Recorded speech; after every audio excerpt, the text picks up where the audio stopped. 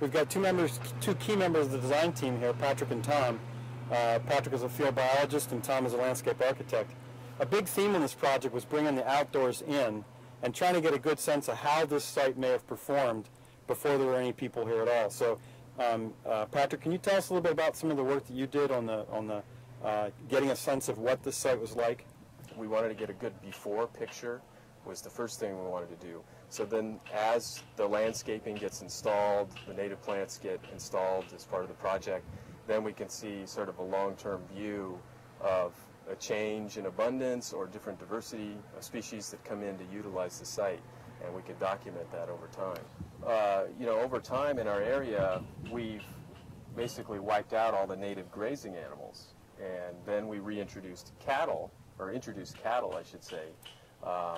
And so we've constantly had this expansion and contraction of the grasslands depending on the land use that was here. And over the last, I would say, 75 years, we've had a reduction of grasslands all over the western United States because of the removal of cattle and the lack of any native grazing animals to maintain those grasslands.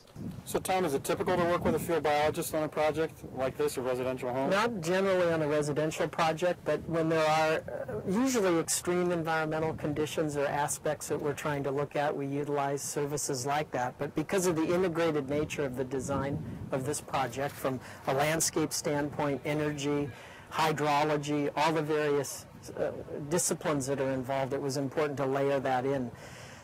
To restore the site to what it ought to be.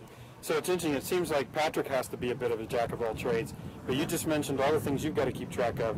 How water's used on the site. Right. How the landscape or the site supports the energy goals of the project. Right. It sounds like you've got to be a jack of all trades. Yeah, we kind of bring the Renaissance aspect of the professionals into the project, and that's how we're trained as landscape architects.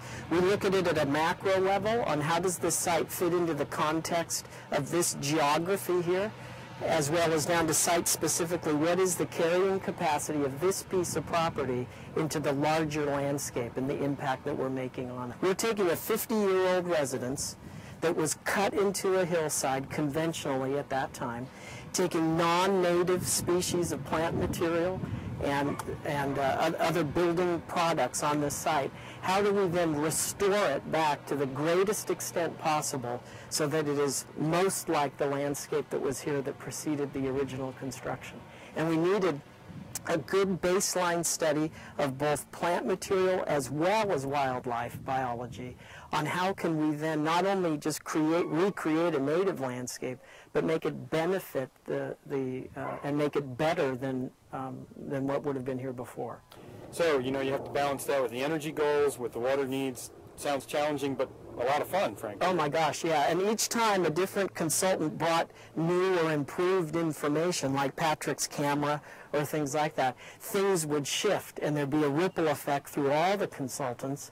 Then we'd all come back together, and generally we'd come in with the first ideas, but as we all met together, there was this synergy and this creativity that took place where we'd say, yeah, that would be the conventional way to do it, but what's a better way to do it? What's more interesting? What works better for this particular project? And that's what made it really fun, working with a group of people like this.